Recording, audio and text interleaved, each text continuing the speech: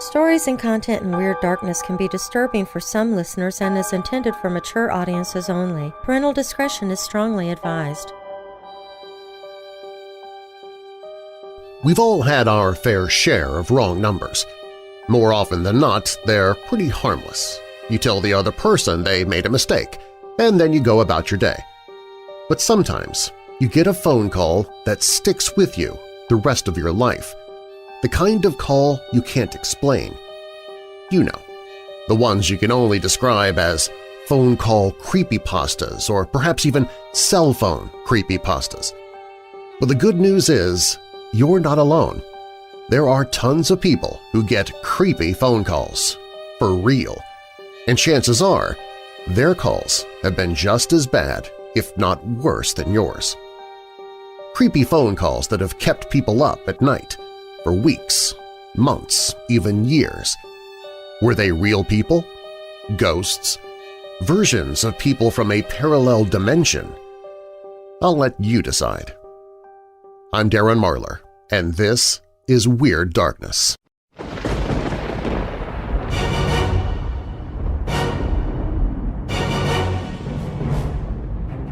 Welcome, Weirdos! I'm Darren Marlar, and this is Weird Darkness. Here you'll find stories of the paranormal, supernatural, legends, lore, the strange and bizarre, crime, conspiracy, mysterious, macabre, unsolved, and unexplained. Coming up in this episode, Reddit users share some of the strangest, creepiest, most terrifying phone calls they've ever received, many that left the recipient with no explanation as to what just happened. The former schoolhouse has accrued a sinister reputation as one of the most haunted, weirdest places in Japan. The gold rush brought many to North Carolina, men looking to get rich and rich men looking to get richer. But the greed also brought cruelty to some mine owners, and that cruelty sometimes brought death, and that death – hauntings. Was a certain female reporter murdered because she knew too much about the death of John F. Kennedy? Something bizarre and terrifying is living below the streets of London, and there are many theories as to what it might be. Elizabeth Bathory was beautiful and wanted to stay that way. So determined was her desire for a youthful appearance that she would bathe in the blood of young girls, thinking of it as a macabre fountain of youth. But how much truth is there to this story? And are there ghosts today haunting their residences thanks to the Blood Countess? If you're new here, welcome to the show, and if you're already a member of this weirdo family, please take a moment and invite someone else to listen. Recommending Weird Darkness to others helps make it possible for me to keep doing the show. And while you're listening, be sure to check out WeirdDarkness.com, where you can find the show on Facebook and Twitter, and you can also join the Weird Darkness Weirdos Facebook group. Now, bolt your doors, lock your windows, turn off your lights, and come with me into the Weird Darkness.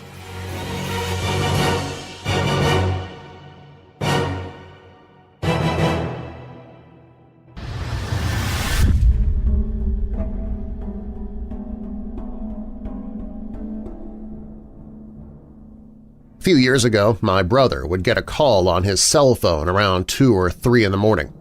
Every morning. He'd answer, and it was this hellish-sounding noise, like static mixed with screams. He changed his cell number after a month of this, and it stopped. Then, after a week or so, it began again, the exact same noise, exact same time. Finally, one day he decided to back-dial the call. It was an old man that had no clue what he was talking about.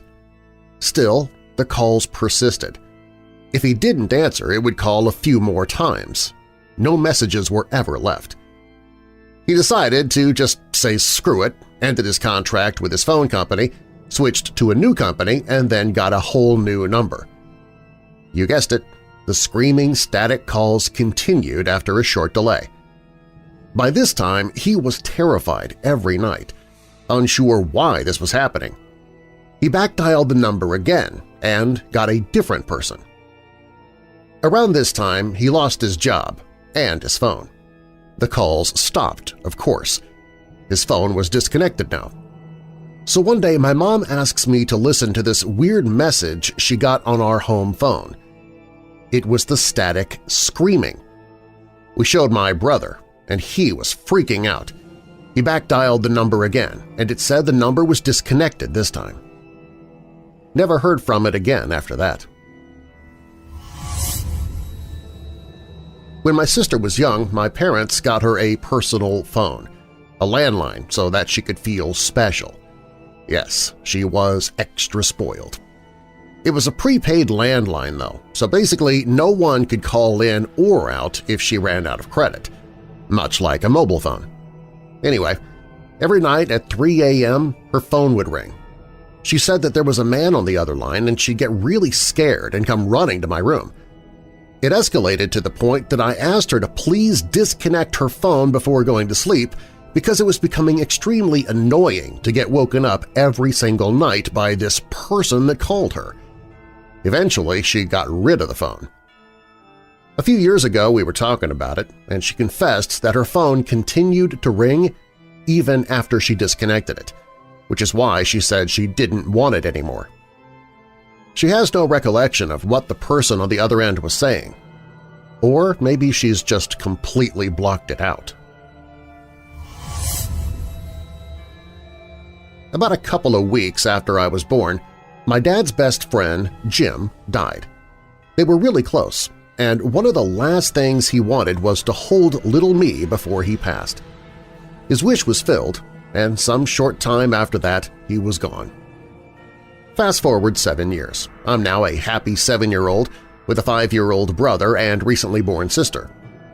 One day the phone rings, and with my mom out and Dad in the washroom, I thought it was going to be ignored, as we kids were still too young to answer the phone. No call display at that time. We didn't even know that there would be a stranger on the other end. But my brother broke the rules, and he answered the phone. "Hello?" At this point, my dad is out of the washroom and he's asking my brother to hand him the phone. He ignores him and keeps listening to whoever is speaking.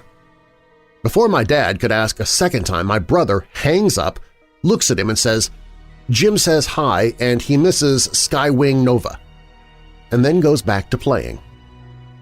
The look of shock my dad had is what I remember most about this. Before my family and I moved to another state, my father visited the area to check on the progress of our new house which was being built. My father was there for a few days and was staying at some crappy Motel 6 in a shady area of town. His room was the last room at the end of the hallway on the top floor. In the middle of the night, on the last night he was in town, he was woken by the phone ringing in his room. He groggily answered.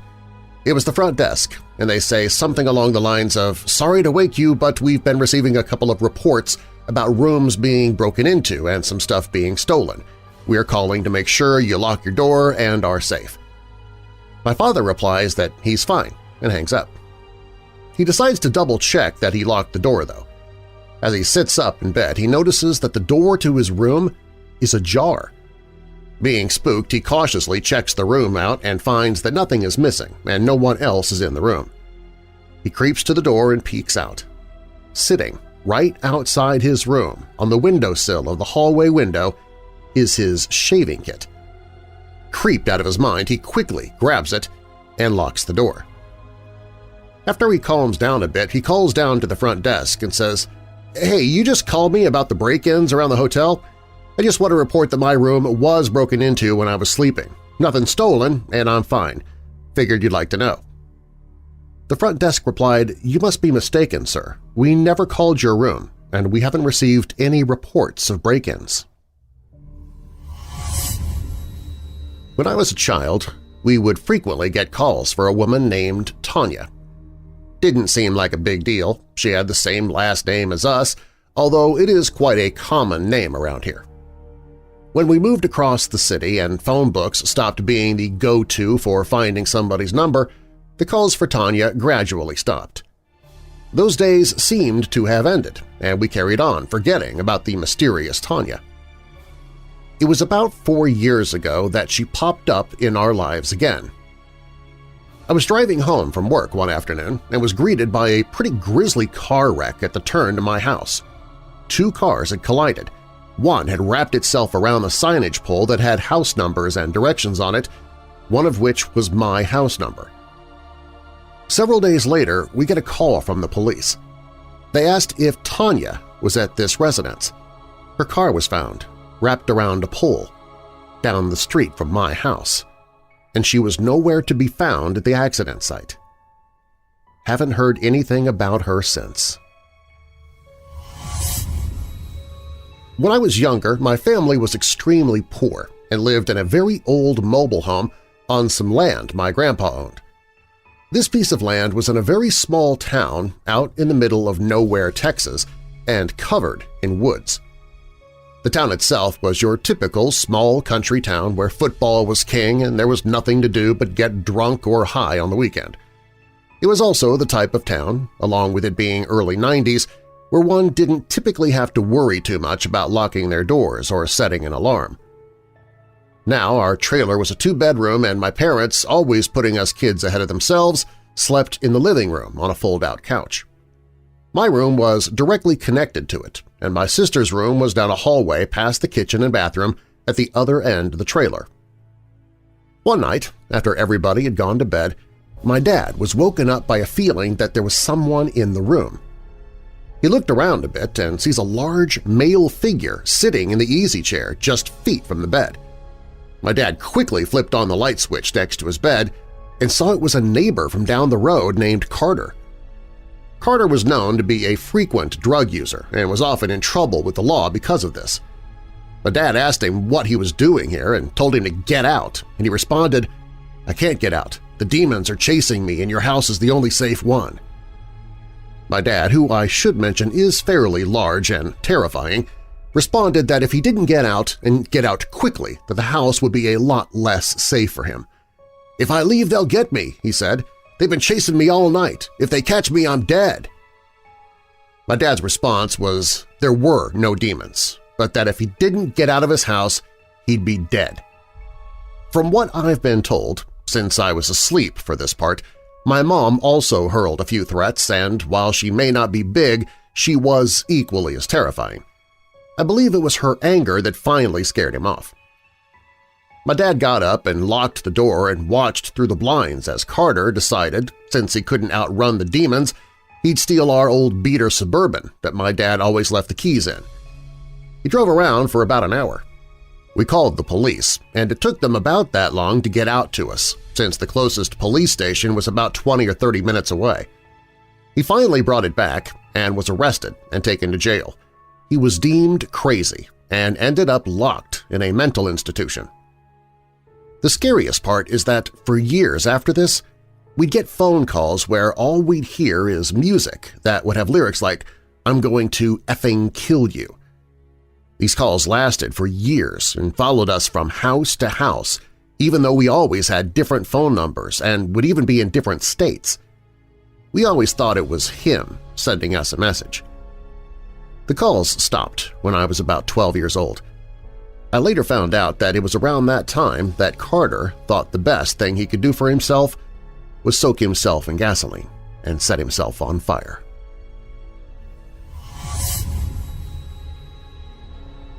My grandmother died of brain cancer about 20 years ago. About 2 weeks after she died, I was hanging out at my parents' place and my mom got a call.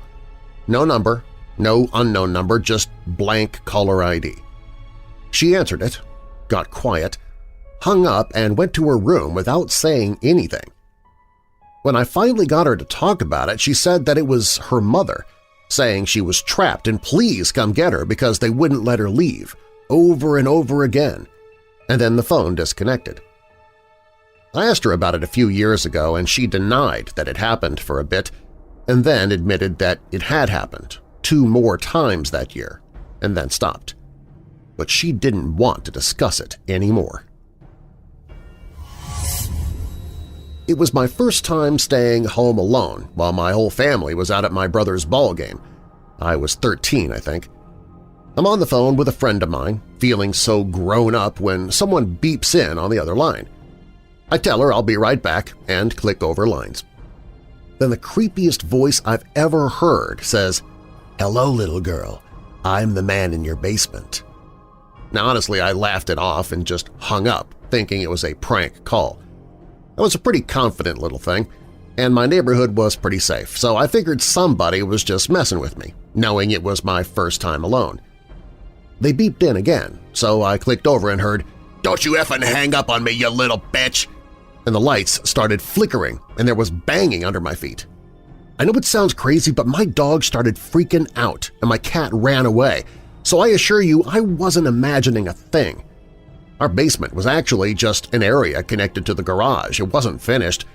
I heard what sounded like footsteps coming up the garage steps to get into our kitchen, and I threw stuff in front of the door and heard yelling and whatnot. I kept trying to hang up and call the cops, but every time I tried to, he was still on the phone. My friend told her parents what was happening, and they ran to the neighbor's house to call the police for me. I sat petrified with a broken rifle, a butcher knife, and a baseball bat behind my front door because it's the only place in the house downstairs that couldn't be seen from a window, crying. Eventually, I clicked over to hear a police dispatcher on the phone and stayed on the line with her until the police got to my house. There was no sign of forced entry, though we had a broken window pane on our outside garage door that had been messed up for months prior, and my guess is he used that to get in. The police assumed I was just a paranoid girl, and they were going to leave me home alone after they gave an all-clear. Fortunately, a family friend had been driving by and saw the cops there and stopped to see if everything was okay. He gave me a ride to the school where my family was. They were skeptical that anything had happened, but we did get a security system not too much longer after that, and my parents both got cell phones too. This was 1994. I think cell phones weren't super popular yet. After this happened, I swear there was someone stalking me for years. I would leave my apartment locked and bolted and come back to find appliances on, hairdryer, stove, heat on in the middle of the summer. I lived in 4 different places and would get strange phone calls at every one despite my being unlisted. Cars would randomly be parked down the road from a house and speed up and slam on the brakes as I would run inside. I'd hear loud bangs outside when I lived out in the country. Nothing has happened since I've been in my current house and married, but I am still super paranoid all the time.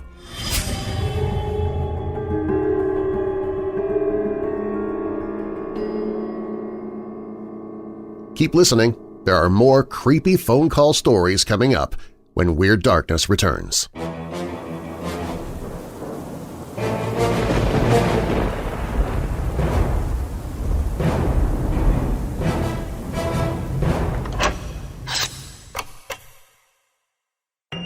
What goes on in the mind of a murderous killer? What is it about some people that lead them to commit murder? Is there something that is different? Or is it simply a switch that gets turned on? Murderous Minds, Stories of Real-Life Murderers That Escaped the Headlines offers a look into the lives of individuals who didn't just become killers, but who managed to avoid the media storm that usually accompanies them. Inside, you will hear about people like Sante Kimes, a 65-year-old mother who was driven by greed and who committed multiple murders with her son. Robert James Ackerman, the MBA graduate who murdered 3 people in order to continue getting lap dances from a stripper that he became infatuated with. Larry Gene Ashbrook, who became deluded into thinking that strangers were accusing him of murder. When he could not take it anymore, he carried out a massacre at the Wedgwood Baptist Church, and more. Each story harbors its own distinct narrative and reasoning for the perpetrators of these heinous crimes, along with the background to the case, their lives, and the aftermath of their actions. Sometimes the truth is more appalling than anything fiction can provide, and Murderous Minds proves it once again. Murderous Minds, Volume 1, Stories of Real-Life Murderers That Escaped the Headlines by Ryan Becker, narrated by Weird Darkness host Darren Marlar. Hear a free sample or purchase the title on the audiobooks page at WeirdDarkness.com.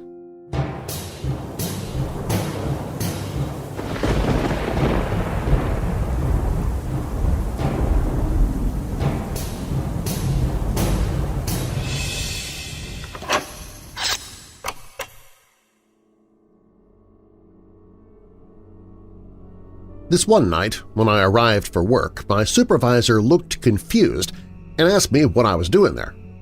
I said, "I work tonight." And he said, "But they said you called in a few hours ago saying that you were sick." I was a bit confused and said it must have been somebody else and they got the message wrong. After everyone else showed up for work that night, it was a bit more weird, but we carried on as usual and assigned everyone their places for the night. I went to work in the control room, where I usually am. The control room is the center of the prison that has direct control over the cameras, doors, phones, and everything. After I relieved the guard on duty and settled in for the night, I looked at the message that said I called in. It said I had called at 6:50 and said that I had gotten sick while out cleaning up after the storm. There had been a storm the night before, and it was pretty bad, but not anything that I had to go out and clean up. It was truly weird. The supervisor came into the control about that time. He was also a friend of mine outside work, and we started talking about it and how odd it was. I decided to call my wife at home and tell her about it while he was still sitting there. I picked up the phone and dialed. After 2 rings, a man picked up the phone and with a raspy voice said, "Hello?" I didn't know what to say for a few seconds. I looked at the phone to make sure I dialed the right number, and I had. After a few seconds, the person said hello again in that same raspy voice. I said, "Hello, who is this?" "This is Taylor. Who is this?" the person said. My head started spinning because my name is Taylor as well. I said in almost a scream, "Where is Ann?" He said, "Ann's in bed. Who is this?" I dropped the phone and told my supervisor to ring me out. I had to get home, and I took off towards the door. I could hear Dave pick up the phone behind me and say, "Hello," followed soon after by, "What the F?" rather loudly. I ran to my car and drove home faster than what was legal, my mind racing the entire time. I busted through the door and my wife was sitting watching TV and was shocked at me being home. I asked her who was there, and she said no one has been there. After a rather long talk with my wife, I went to call the prison to tell them what was going on, but the phone was dead. I went back to work, and when I came in, Dave was acting weird and asked me, "How the hell are you doing this?" He told me that when I left, he picked up the phone and the person on the other end sounded like me. He kind of freaked out and hung up the phone. A minute later, as he could see my car leaving the parking lot, I'd called back from home and asked what was going on. He said that I was a bit irate and said I was sick and did not feel like playing these games and was telling him to stop prank calling me and hung up. After convincing him I had no idea what was going on, we went back to work. Later, I find out that the phone line for my area had been knocked down the night before by the storm. The phones weren't working at all. This is absolutely the strangest thing that has ever happened to me. Around the time I was 19, I was deployed to Iraq. My unit worked with bombs, and honestly I didn't know if I'd make it home intact. About halfway through my tour, the Red Cross notified my unit that my father was terminally ill. Within a week, I was on a plane back to the States. Now, my dad being ill was something I'd grown used to. He was strong, though, and I never expected to actually lose him. I lost my mother when I was 7, and my father's lungs had collapsed shortly before then. He was on oxygen and needed a wheelchair to go anywhere. Medication by the handfuls were needed every few hours.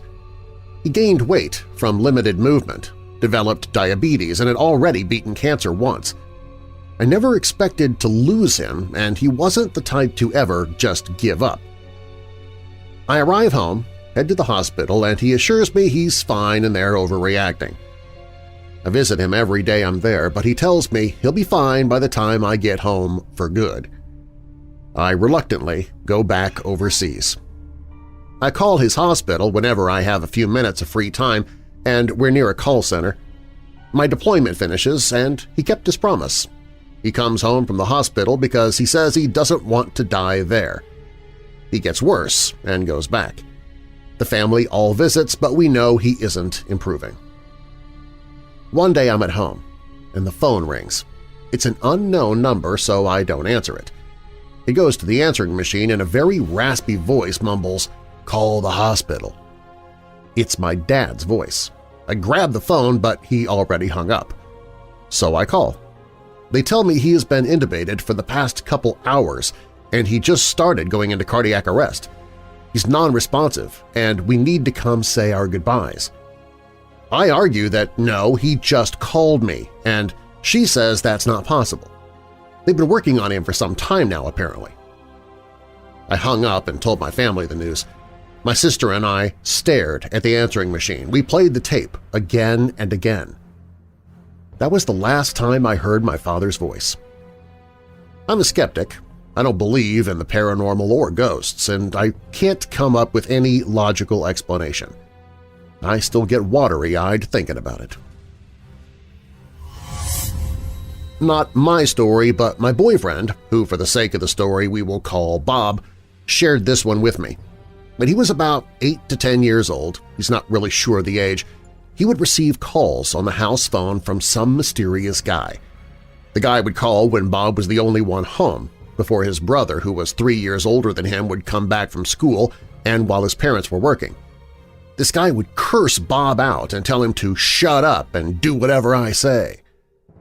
The guy told Bob that he knew where he lived, he knew where Bob's parents worked, and he knew that Bob was alone.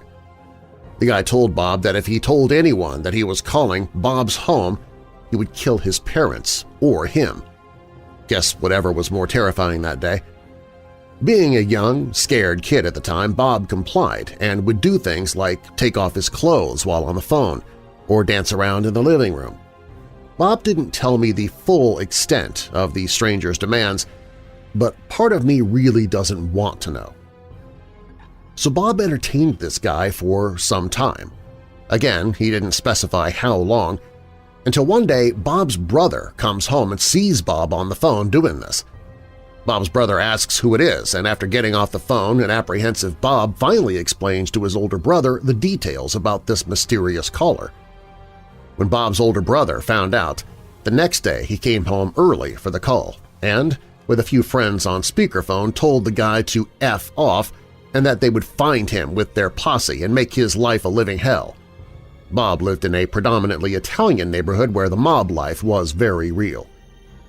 After they confronted the guy on the phone, the calls stopped, and they were never harassed again. I was 16 and working at an ice cream store, all alone, late at night. It was the beginning of March in Canada, so the ground was covered in a thick layer of snow. I got a phone call. "I can see you," a man's voice said eerily. I looked around in a panic. The store had huge glass windows on all sides. I couldn't see anybody in the darkness. I cringed in shock. The man began to vividly describe how he planned to rape me. I was terrified, and as soon as the shock wore off, which seemed like ages because I heard part of his sickening description, I hung up the phone. It was disgusting. I was hysterical.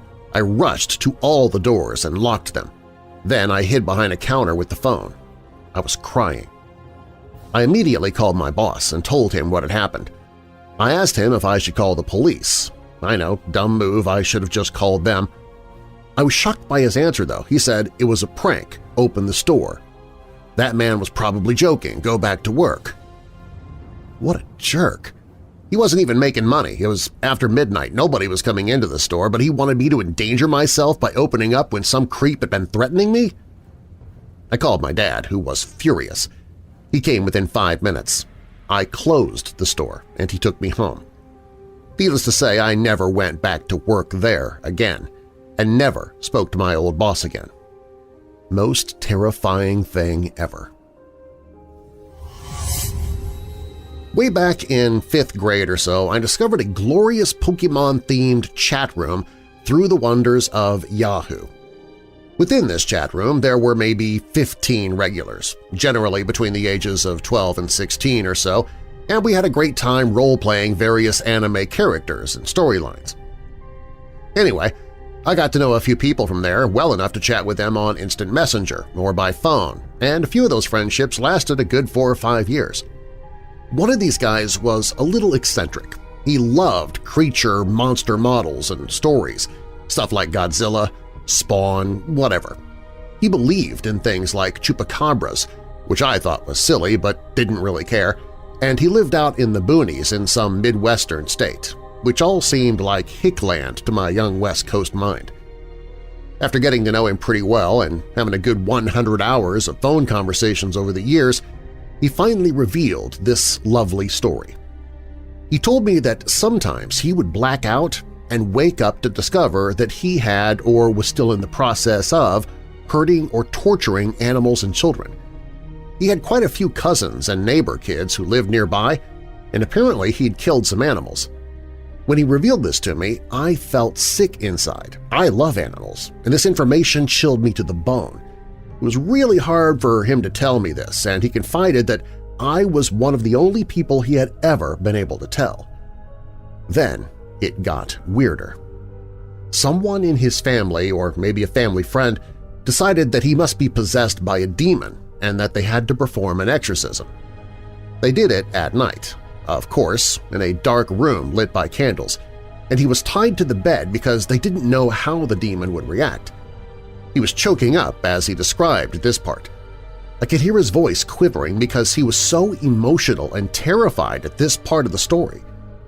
He described a pretty creepy process, but the worst part was the end. He said they heard something hit the floor under the bed when the demon left his body, and then something scrambled across the floor and out of the room in the darkness, leaving claw marks in the wood floor. He was totally and completely serious about this and how it cured him and he didn't hurt things anymore. I, as any sane person would do, noped right the heck out of that situation. My brother once got a phone call from a man asking how much are the girls going to cost. Thinking it was a prank joke, he said 50 pounds an hour. But then the man followed up with another question. They're all under 14 then? My brother immediately hung up the phone. He reported it to the police, who said the number was unregistered. 12 years ago, my brother died, and for that whole first year, a lot of super weird stuff happened to our family. The only conclusion I came to, and I do really believe this, was that he was trying to contact us.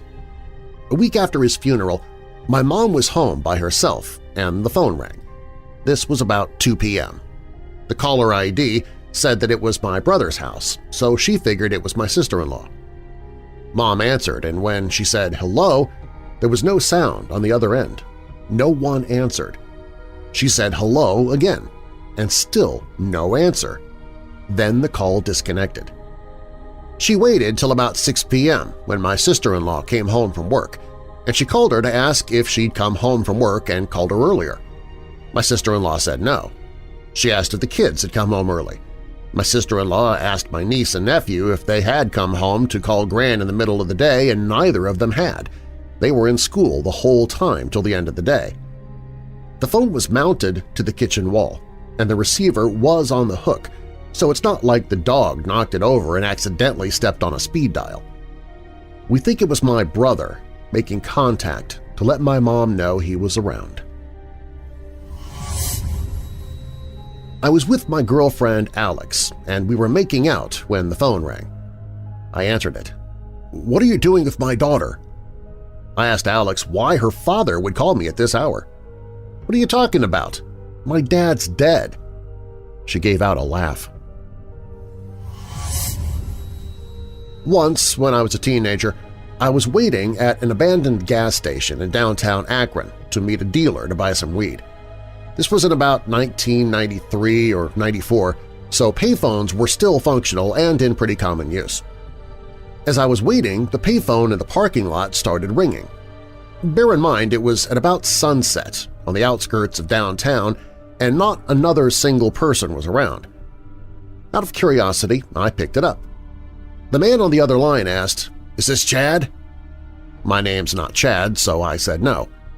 The man ignored me and said, "Chad, I want you to do bad things to me." I stated again that I wasn't Chad and asked him what he wanted, if he knew where he was calling, etc. He ignored me again and went into very explicit and specific detail about all the things he wanted Chad to do to him sexually. I was laughing and told him again that I wasn't Chad. Finally, he said he knew for sure I was Chad and described to me what Chad looks like. He described me perfectly, down to the color of my shirt and what type of shoes I was wearing. I immediately hung up and looked around. There was nobody I could see, not a single person around. I got into my car and got out of there.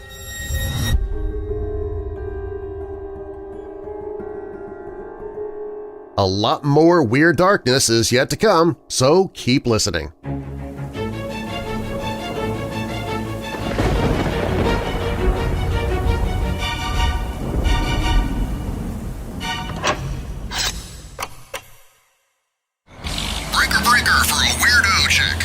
Hey truckers, if you're on the road behind the wheel of a tractor-trailer for a living, I have a contest just for you. Every month, I'm doing a random drawing from entries I receive in the Deadhead Truckers Contest. Go to WeirdDarkness.com/truckers and register to win. If I draw out your name, you'll win 2 Weird Darkness Trucker t-shirts, 2 travel mugs, a large pillow, and a blank hardback journal. If you listen to Weird Darkness because handling 18 wheels alone on the road by yourself just isn't scary enough, then this monthly contest is for you. Register to win at your next 10-100 and visit WeirdDarkness.com/truckers. That's WeirdDarkness.com/truckers.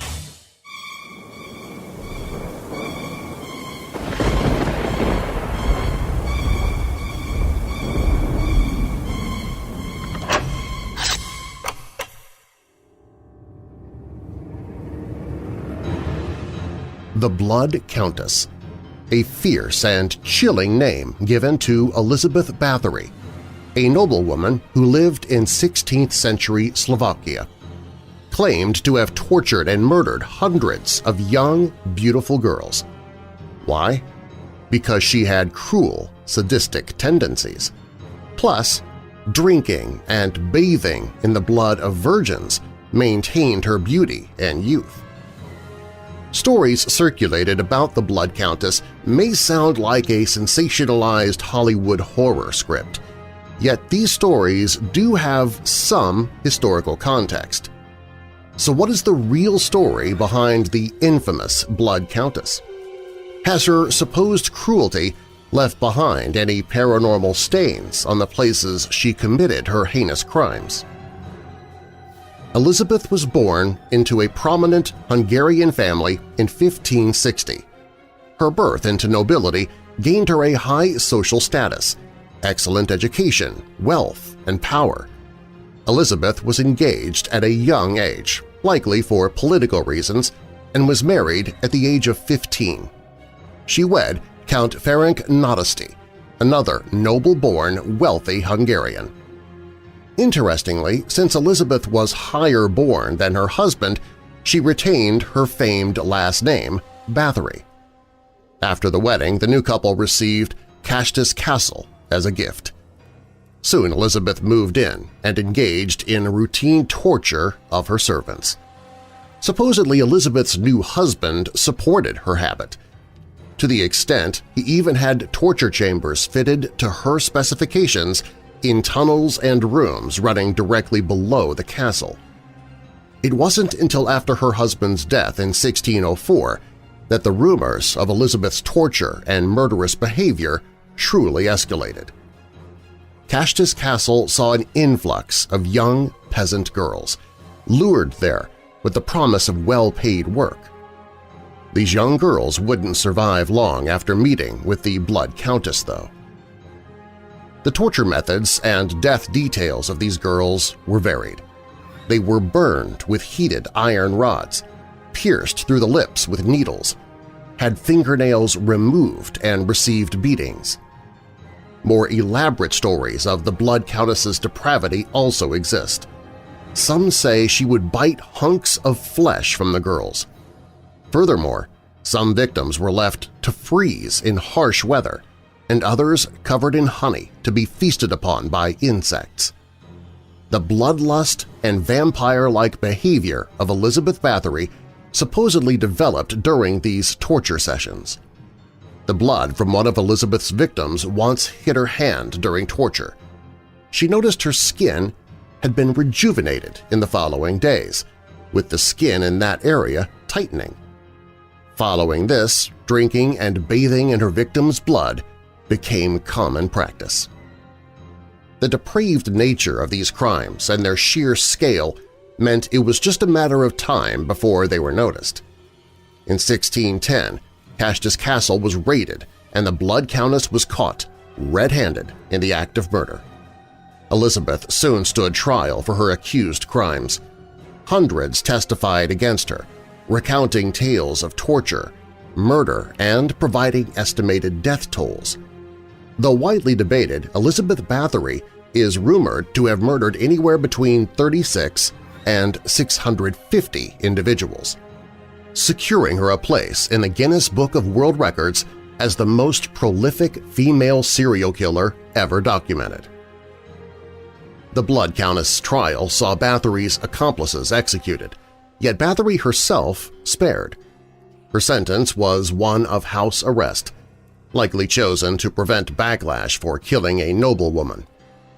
Elizabeth spent the rest of her years bricked up inside a tower at Cashtas Castle. Fed and provided water through a small opening in the bricks, she was to die within the castle in 1614. The tales of the notorious Blood Countess are widespread and have been solidified in pop culture. However, her crimes are probably sensationalized. Stories specific to her vampire-like tendencies didn't appear for many years after her trial and death. There are some theories which suggest that envious men may have created the Blood Countess legends. Believed to be in attempts to overthrow such a powerful woman, not common in that day and age. The political inclinations driving Bathory's arrest seem fitting with the social climate of that era.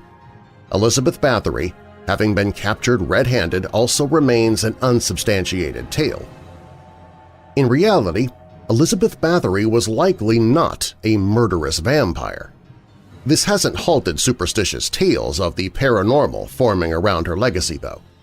There are many ghost stories that exist about the Blood Countess and her past dwellings, some of which have even become popular destinations for paranormal investigators. One property in the heart of Vienna is famed for housing ghosts of Elizabeth Bathory's past. The Countess herself supposedly lived within this property for quite some time. She had traveled to Vienna to be with her husband while he studied. It is here that the Blood Countess murder rampage supposedly started. The luring of young women to this property occurred from the local market. Death and torture did not occur in this house on quite the scale it did in contrast to Cashtas Castle, though many still believe stains of torment have become ingrained upon the house. It would make sense that Cashtas Castle's a place with a few ghost stories to tell. After all, it was the place that the majority of the Blood Countess's torture and murder was carried out. It was also Elizabeth's prison and place of death. Many people have claimed to experience paranormal activity within this stunning mountaintop ruin. There have been countless sightings of apparitions. These are sometimes formed of black mist or described as transparent humans. Some claim to have witnessed young ladies crying, believed to be torture victims. Many more have encountered a spirit, sometimes described as being faceless, thought to be Elizabeth Bathory. Whether there is any truth behind these gruesome tales, Elizabeth Bathory has certainly left behind quite a legacy. Her case is an interesting and mysterious one that we may never fully understand. Maybe Elizabeth's ghost would have something to say about the tales of the Blood Countess.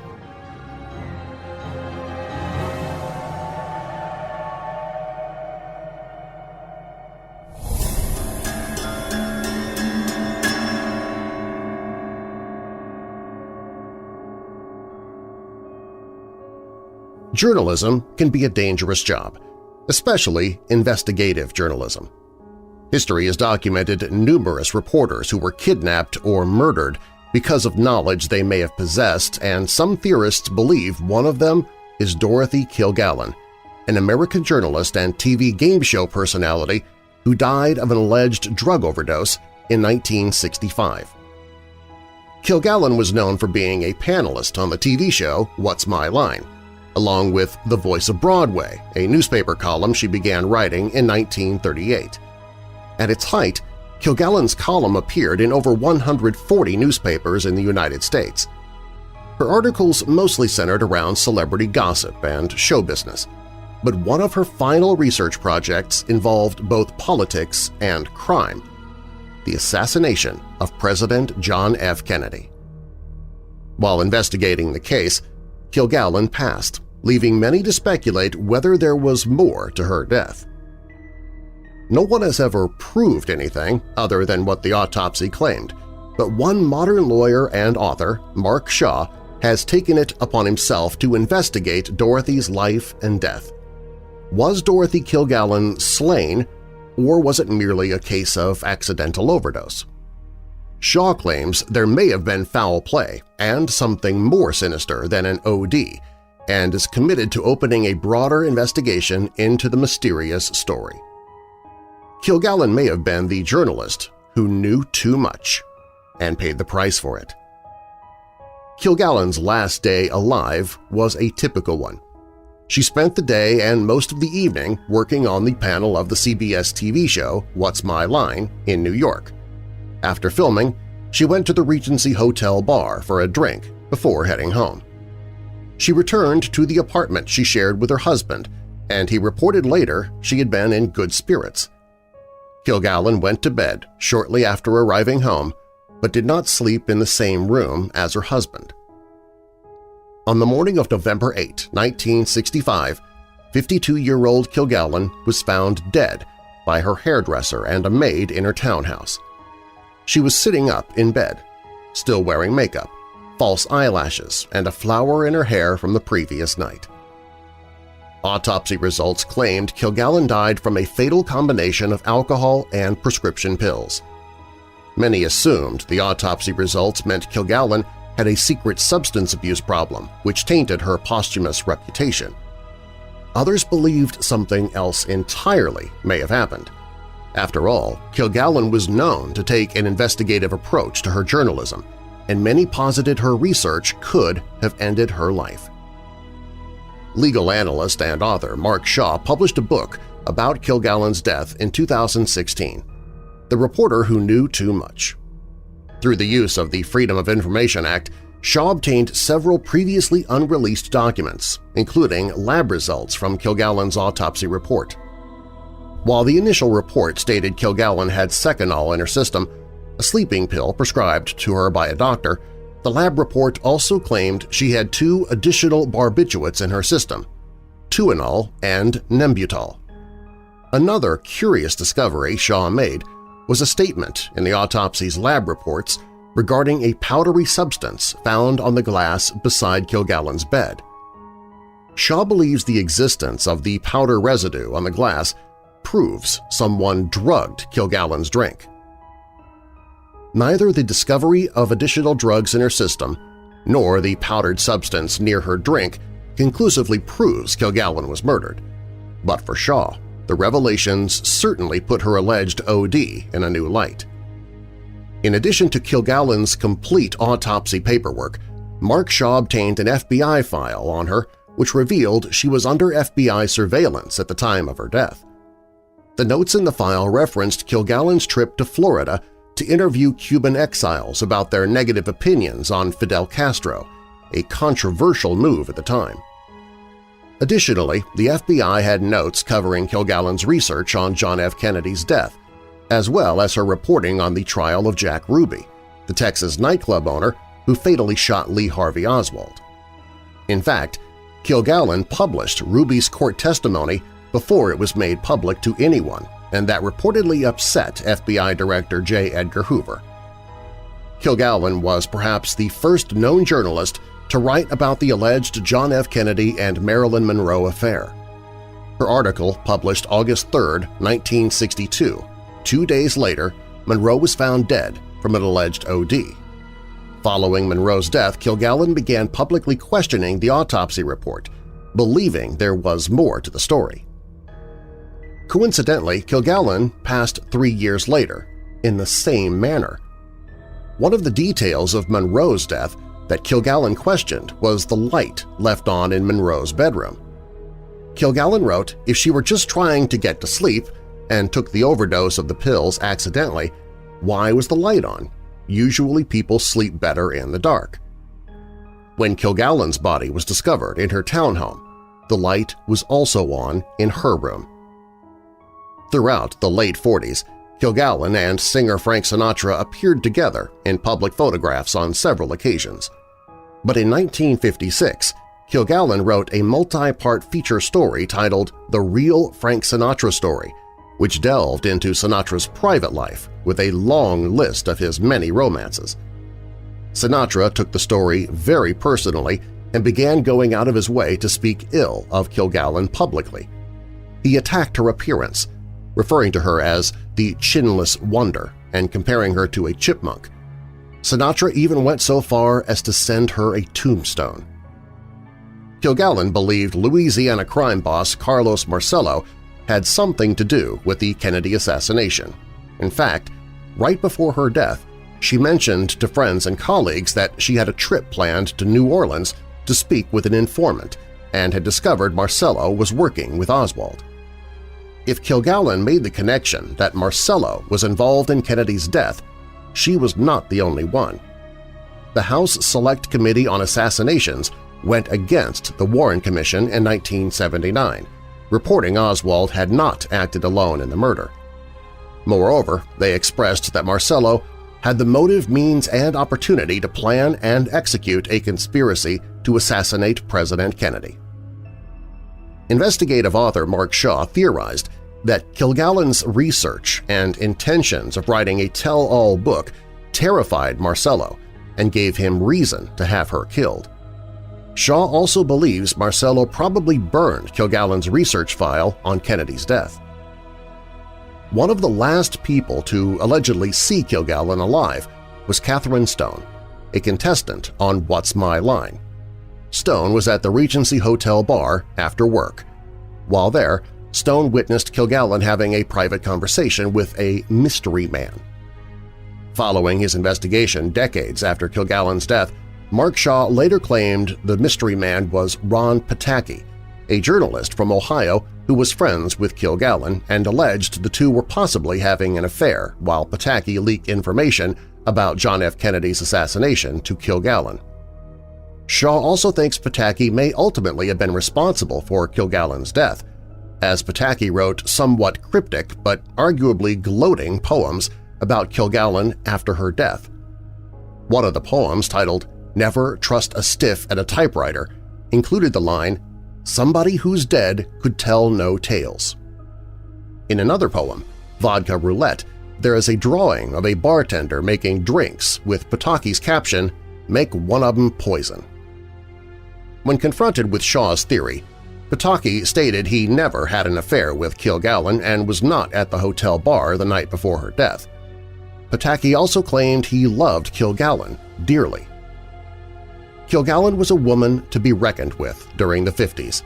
She was a professional businesswoman juggling several successful careers, along with being a wife and mother. She was considered an A-list celebrity and was known for throwing lavish parties at her home with guests, including Jane Mansfield and Beatles member George Harrison. Kilgallen made the modern equivalent of millions of dollars annually and was well respected in her line of work. Ernest Hemingway once referred to her as the greatest woman writer in the world. Because of her coverage of the infamous Dr. Sam Shepard murder trial, some claimed Kilgallen was solely responsible for getting Shepard's murder conviction overturned. She revealed the presiding judge had called her into his chambers, asking her for an autograph and telling her that Shepard was guilty as hell. Kilgallen had her own prestigious career, but she married a prominent man as well. Richard Dick Colmar worked as a radio personality, television and film actor, and Broadway producer. The couple married April 6, 1940, and eventually had 3 children. Colmar and Kilgallen even worked together on a radio show they ran from their home, Breakfast with Dorothy and Dick. Since Kilgallen was a person of many talents, an interviewer once asked her about her favorite career, to which she replied, "My first love is the newspaper and always will be."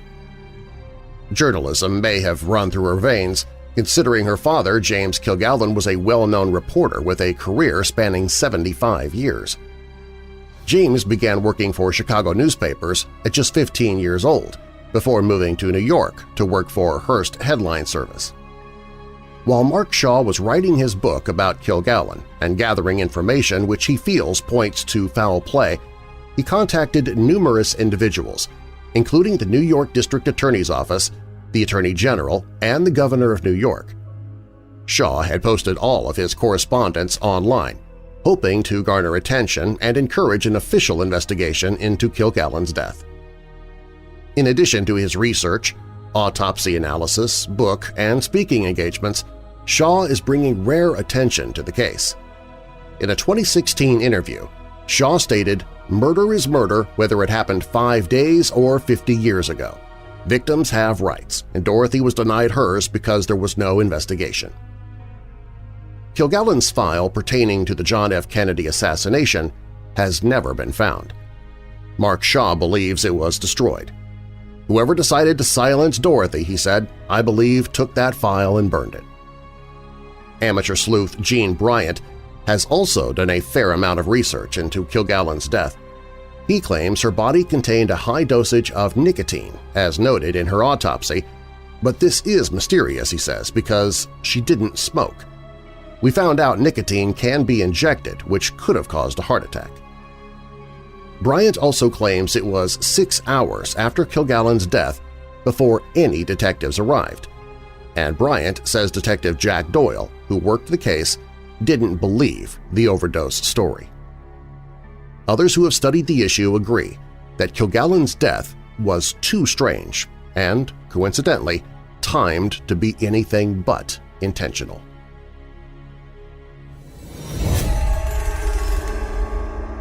When Weird Darkness returns, a former schoolhouse has accrued a sinister reputation as one of the most haunted, weirdest places in Japan.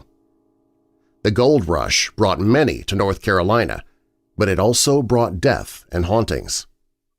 And something bizarre and terrifying is living below the streets of London, and there are many theories as to what it might be. These stories are up next.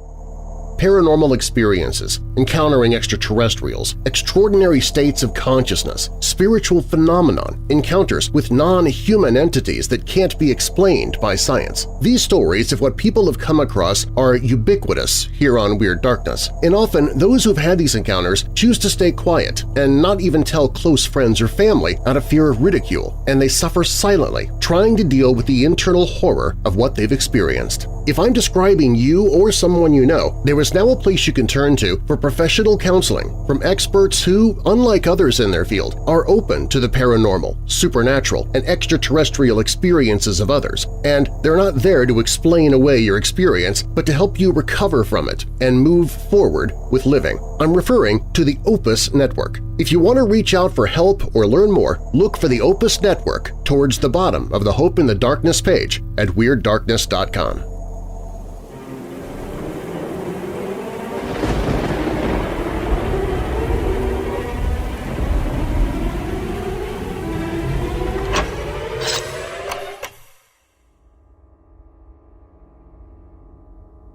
in the cold northern reaches of Japan is the nation's second-largest island, Hokkaido. Known for its spectacular natural vistas and picturesque scenery, it is perhaps not a place one would at first associate in any way with haunted locales and ghouls and ghosts. Yet here, in the rural town of Bibai, nestled among the beautiful vistas and right up against the Lake Miyajima wetland, lies the creepy and enigmatic ruins of a former schoolhouse that has accrued a sinister reputation as one of the most haunted, weirdest places in Japan. The building itself was apparently built back in 1906 and was designed in a distinctive round shape, from which it earns its simple nickname, the Round Schoolhouse. From the 1940s up until the 1970s, it was used as an elementary school, after which it was closed for unknown reasons and simply left there where it stood to fall into ruin. Rather creepily, the structure seems to have been left as is, with tables and desks still set up collecting dust in the crumbling structure, all lined up as if expecting students that will never come. This would have once been a place of children playing and laughing, yet now the surrounding grounds have become a thick tangle of overgrown brush that hungrily surround the building, the playground buried in forest growth to poke forth like the skeleton of some half-buried prehistoric beast, and any road that led there was long ago devoured by the forest, making the only way to reach it on foot from the nearest road. Dark rumors and stories sprang up almost immediately after the closing of the school, beginning with locals claiming that the woods in the vicinity were haunted by bobbing, mysterious lights and half-glimpsed shadowy figures, and the night often pierced by disembodied screams as well as other, less discernible anomalous noises. Additionally, there were rumors of several children who had gone out to play in these woods to never come back. It was not long before these phenomena and rumors were linked to the abandoned former schoolhouse, and things would get spookier still.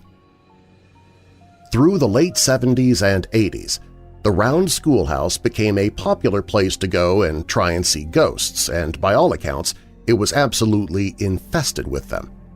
Frightened trespassers to the site would come back with terrifying tales of encountering all manner of supernatural phenomena on the school grounds or within its dilapidated building, and it has steadily become increasingly well-known on into later years as an absolute hotspot for the paranormal.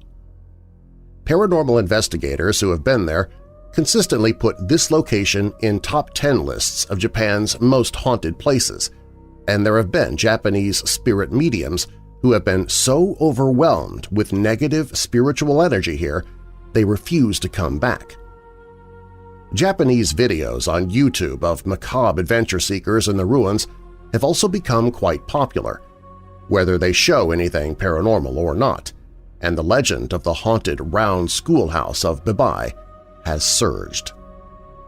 Even above and beyond talk of hauntings, more sinister rumors tell of people going off to explore the ruins only to disappear without a trace, and stories abound of abandoned cars found on the nearby road, their occupants said to have gone off toward the schoolhouse to never return.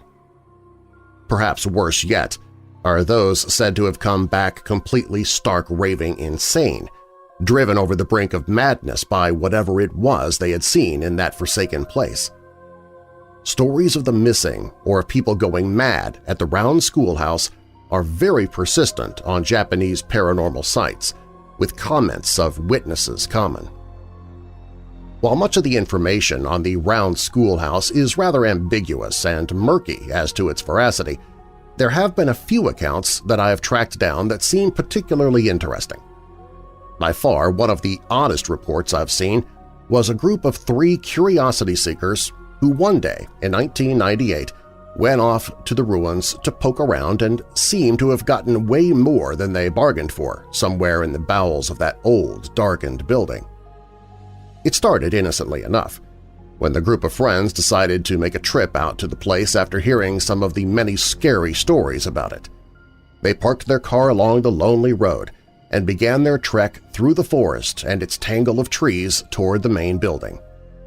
Once there, the main witness claims they were almost immediately overcome by a clinging, unsettling cold, and that they sensed they were being watched from the shadows by an unseen force that seemed to creep along, following them. This was followed by a series of escalating paranormal experiences, such as items being knocked over, doors slammed shut, and, most frightening of all, the startled shout of one of the friends when he was apparently aggressively shoved by some invisible entity. The longer they stayed, the more the intensity of these phenomena increased, until they got to the point where they had seen enough and made their way back outside. As they did, a black form allegedly congealed out of the shadows and followed them. The witness would say, "That shadow stalked us all the way out of the building and into the woods. We couldn't see it much as it was hiding, but we knew it was there. We could catch glimpses of it, and it made us pick up our pace. As we got closer to the car, it became more visible, tangible, and more threatening. We finally got into the car, and that was when something very black, large, and heavy slammed into us. It was as if a black bear had hit the car, but then it was gone without a trace, and we were alone in the forest again." An even weirder account seems to suggest that there is some sort of vortex or interdimensional doorway within the round schoolhouse. This apparently happened as recently as 2000, and again involves a couple of amateur paranormal investigators drawn to this location by all of the mysterious tales and creepy stories.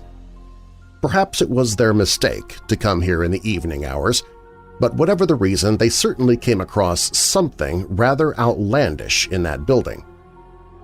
Even as they made their way through the forest towards the schoolhouse, they purportedly heard strange sounds coming from the trees, such as what sounded like someone banging on a tree with a stick, the sounds of someone snapping twigs, and what one of the witnesses swore was the sound of giggling. Things didn't get any more normal when they reached their destination, and disembodied footsteps seemed to echo out all around them. But it was when they reached one particular room where things would take off into the truly bizarre. Here, they came across a faintly glowing opening in the wall, which supposedly shimmered and rippled. The witnesses would say of what happened next, "We stared at this glowing patch upon the wall for several moments, and that was when something seemed to come out of it. It looked like a hunched-over figure, but it was impossible to see the face. Then there were others coming out two at a time until they were looming all around us in that dank, confined space. My friend and I looked at each other and ran. He says he looked back and the glowing was gone, but those shapes, they were everywhere."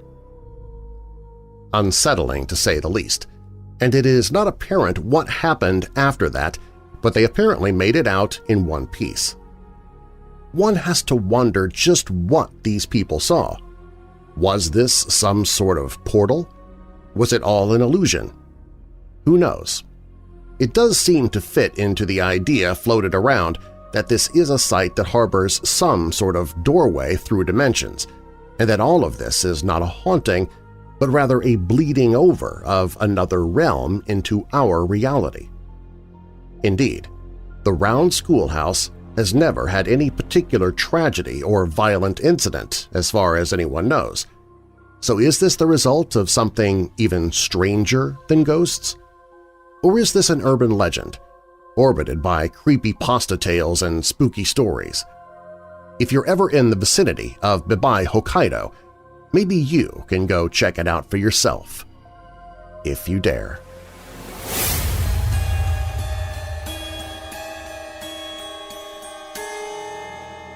North Carolina was home to America's first gold rush. When John Reed discovered gold on his property in 1799, he didn't first realize what he had. Reed's son, Conrad, discovered a large yellow rock in the creek that ran through the Reed farm. The family used the unusual stone as a doorstop until 1802 when a jeweler from Fayetteville who was passing through recognized the rock as gold and paid Reed $3.50 for it, money which Reed used to buy coffee beans and a calico dress for his wife. Later, Reed discovered that the actual retail value of the rock had been over $3,500. Reed successfully recovered $1,000 of that when the jeweler returned to buy more rocks from him. Word of the discovery soon spread, and what had until then been a quiet corner of Cabarrus County was soon covered with prospectors from across the world.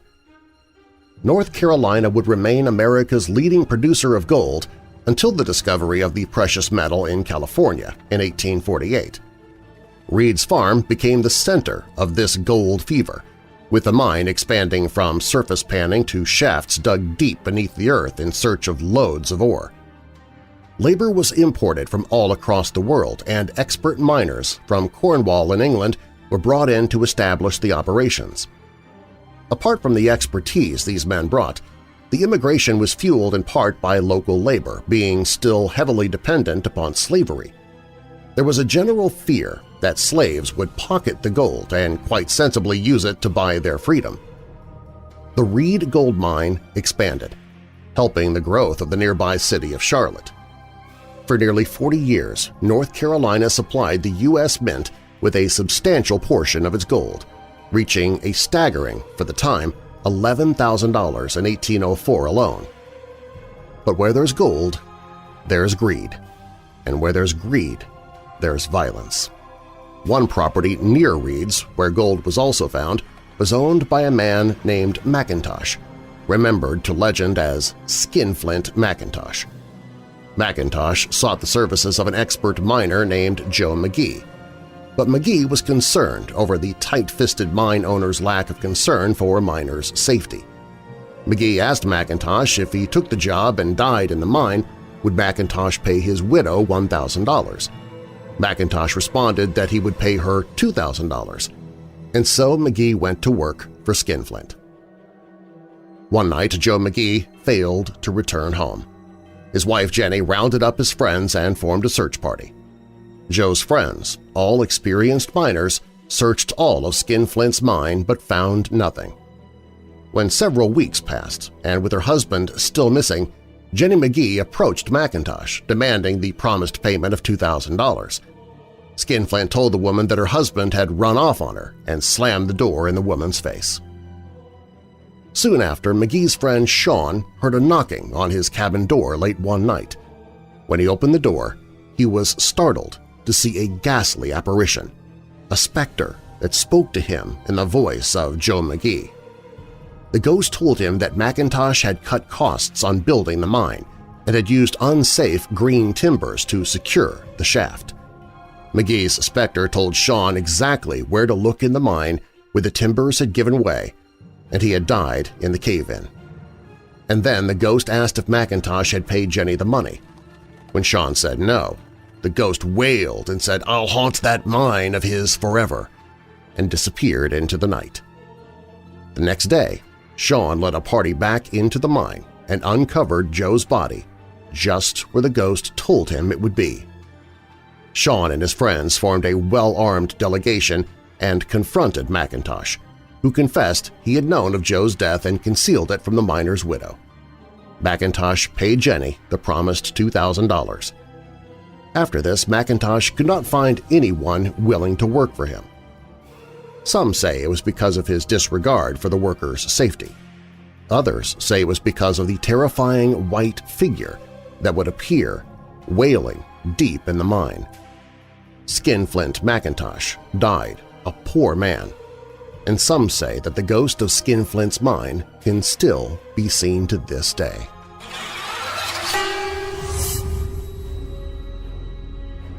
The UK's famous London Underground serves commuters traveling through Greater London as well as select parts of Buckinghamshire, Hertfordshire, and Essex. It can also claim the title of the world's oldest underground system of its type, given that it opened up for business on January 10, 1863. It is the longest, as well as certainly the oldest, subsurface railway system on the planet. Moreover, in 2007, 1 billion passengers were recorded as having used the Underground since 1863. According to a number of select souls, however, the London Underground has played host to far more than mere tracks, trains, and a near-endless number of travelers. Deep within the winding tunnels of this subsurface labyrinth, bizarre and terrible things, many of a wild man variety, are rumored to seethe and fester and possibly even feed, too. And British authorities are doing all they can to keep the lid on the chaos and carnage that threatens to spread deep below the streets of the nation's historic capital city. We're talking about conspiracies of the underground type.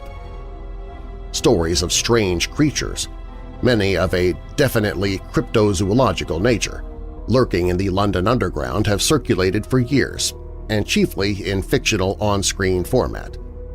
Such examples include the 1967 production of Quatermass and the Pit, in which bizarre, mutated, and diminutive ape men who are the subject of advanced genetic experiments undertaken millions of years earlier by visiting Martians appear in the London Underground of the 1960s in the form of spectral, manifested inherited memories. The Web of Fear, a Doctor Who adventure that surfaced in the following year, 1968, that sees the Doctor and his comrades doing battle with robotic yetis on the Underground. An American Werewolf in London, a 1981 film in which the beast of the title feasts on a doomed late-night rail traveler, and Reign of Fire, a 2002 production starring Christian Bale and Matthew McConaughey that involves around literal fire-breathing dragons burst forth from the old tunnels of the Underground and decimate Britain, and eventually the rest of the planet too. Some of the older tales of creature-like entities prowling the tunnels under London were incorporated into a less well-known fictionalized movie, its name Deathline.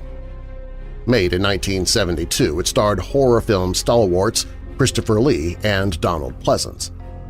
Then there is the matter of a man named Colin Campbell.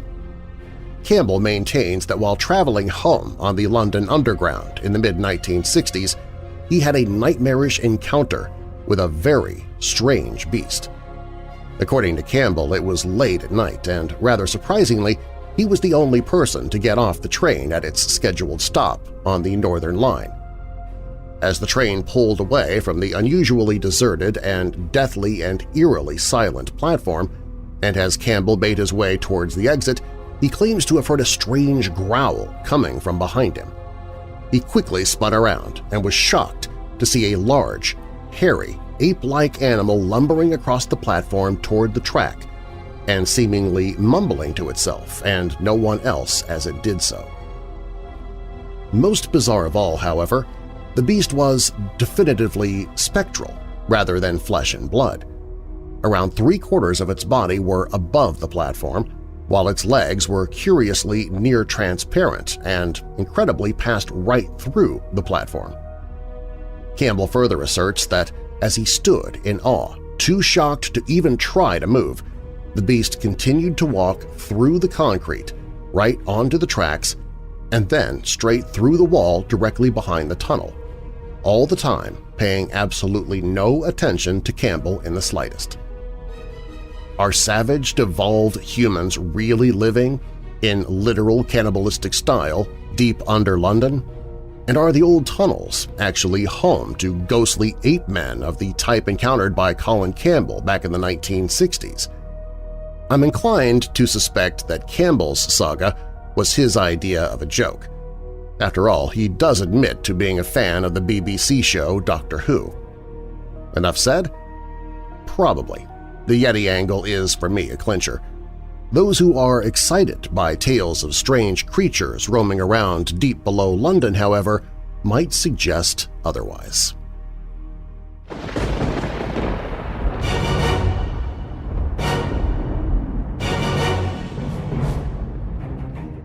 Thanks for listening. If you like the show, please share it with someone you know who loves the paranormal or strange stories, true crime, monsters, or unsolved mysteries like you do. You can email me anytime with your questions or comments at darren@weirddarkness.com. And you can find the show on Facebook and Twitter, including the show's Weirdos Facebook group, on the Contact Social page at weirddarkness.com. Also on the website, if you have a true paranormal or creepy tale to tell, click on Tell Your Story or call the Dark Line toll-free at 1-877-277-5944. That's 1-877-277-5944. All stories in Weird Darkness are purported to be true unless stated otherwise, and you can find source links or links to the authors in the show notes. Creepy Phone Calls was written by Aaron Edwards for Graveyard Shift. Ghosts of the Blood Countess is by Amy's Crypt for Paranormal Scholar. Strange Things Below London is by Nick Redfern. The Murder of Dorothy Kilgallen is by Jessica M. Thomas for Ranker. The Skinflint Mine Entity is from North Carolina Ghosts. And Haunted Schoolhouse in Japan is by Brent Swanser. Weird Darkness is a production and trademark of Marlar House Productions. And now that we're coming out of the dark, I'll leave you with a little light. 1 John 4, verse 9. This is how God showed His love among us. He sent His one and only Son into the world that we might live through Him. And a final thought. People will always disappoint you. To remain happy, you must learn how to forgive, forget, and move on. I'm Darren Marlar. Thanks for joining me in the Weird Darkness.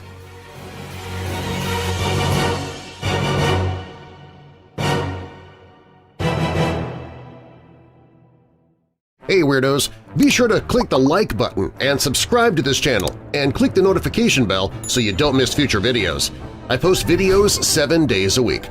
And while you're at it, spread the darkness by sharing this video with someone you know who loves all things strange and macabre. If you want to listen to the podcast, you can find it at WeirdDarkness.com/listen.